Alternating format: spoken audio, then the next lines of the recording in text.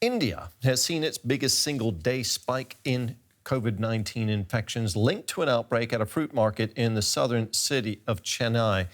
Overall, the government or the country has more than 47,000 cases and more than 1,500 people have died. Still, India has moved to ease lockdown restrictions across the country. In Delhi, people are slowly returning to work, but things are still far from normal. It's day one back to work for Mohammad Azam. Normally, Delhi's blistering summer is peak season for the air conditioner repairs worker. But normal is quickly being redefined. For the last 40 days, India's complete lockdown has kept Azam at home. Now, a phased exit is kicking in. Self-employed workers like Azam are allowed to make home calls as long as they take precautions. Azam's summer earnings usually last him through the winter. But this year, he fears the pickings are going to be far more slim. The customers don't want us to come. The customer is also scared. Everyone is worried about their safety. When they do call us, they keep a distance from us. They go to the other rooms. Although the streets are filling up again, the fear is still evident.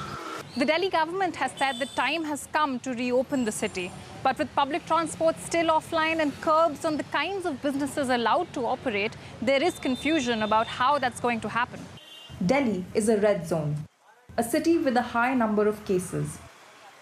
Standalone shops are allowed to open, but it isn't always clear to shop owners if they qualify. After over a month of zero earnings, they are sprucing up anyway, hoping to reopen. Davinder Singh read on WhatsApp that electrical shops are on the approved list. He is still keeping his shop half shuttered, just in case the authorities tell him otherwise. And there is another problem. With public buses off the roads, the only employees who can make it to work are those who live within cycling distance. Those who can make it will come.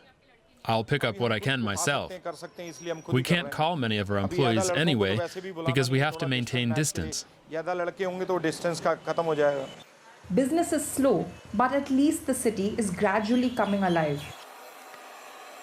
Azam doesn't want to get his hopes up because he knows a spike in cases can cause another shutdown. In these uncertain times, every job is a blessing.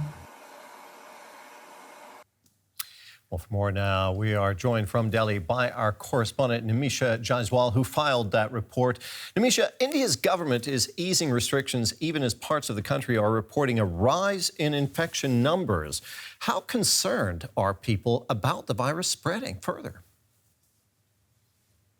Well, Terry, there definitely are concerns because even off of an over 40-day complete lockdown, India is closing in on 50,000 cases. But also we have to look at the economic impact of this 40-day lockdown. Already India was in an economic slowdown, and the impact of this lockdown has hit the poorest sections of the Indian population the hardest. And this has been one of the key concerns for the government. Restarting the economy in a fashion has been a key concern.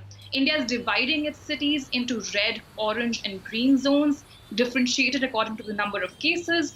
Green and orange zones with lower cases have more easing, but red zones are going to remain in a lockdown situation for as long as they don't transition into lower case rates. So, of course, given that the economic capital of the country, Mumbai, has close to 10,000 cases, the national capital has close to 5,000 cases, it's going to be a long time before things actually return to any sense of normality. When the lockdown was imposed, there was much attention on the plight of migrant workers in India. What's their situation now?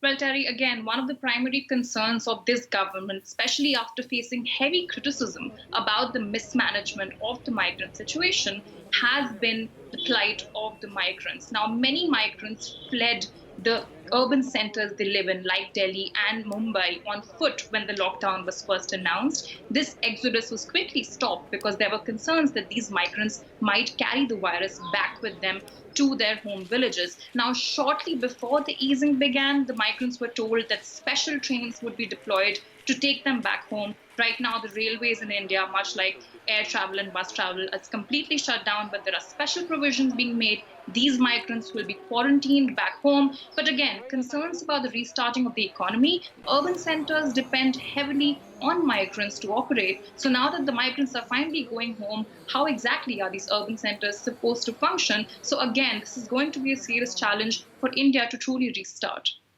Nimisha, thank you very much for your reporting and for your observations there. It's DW's Nimisha Jaiswal in Delhi.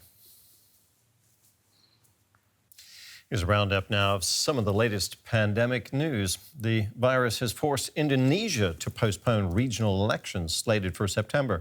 They'll now be held in December at the earliest. South Korea reported only 2 new cases. Officials said both were detected during screenings at airports. There were no new local transmissions. The White House is set to disband the task force responsible for the pandemic by early June. President Trump said coordination of the U.S. response was moving to a new phase, focusing on the aftermath of the outbreak. Brazil posted a daily record of 600 deaths, a further sign that the nation is still in the thick of its battle against COVID-19.